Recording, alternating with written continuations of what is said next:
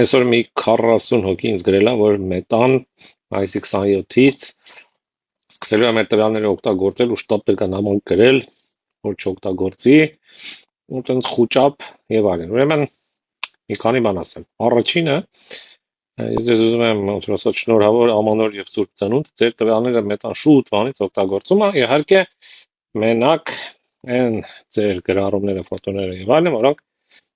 դուք բաց եք դնում, ոչ ընկերների համար։ Ձեր նամակները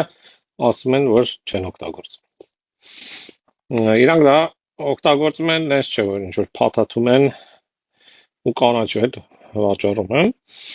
Իրանք դա օգտագործում են մարքեթինգային տարբեր բաների համար, գովազդի եւ այլն, բայց տվյալ դեպքում այս մայիսի 27-ը բացատրեմ ինչի մասն է խոսքը։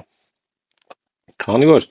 Եվրամիությունում գործում է անձնական տվյալների պաշտպանության հատուկ մեծ փաթեթ, կոչվում GDPR, մետան հաշվի առնելով դա, մայիսի 27-ից Եվրամիության քաղաքացիներին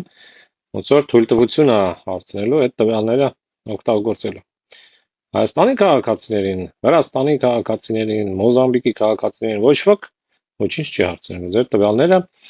մետան շարունակելու է օգտագործել։ Հիմա հարց ինչի համար է օգտագործում, ասեմ։ Իրեն արհեստական բանականությունը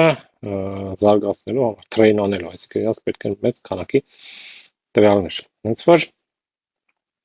այո, ձեր տվյալները օգտագործվում են, ձեր տվյալները օգտագործվելու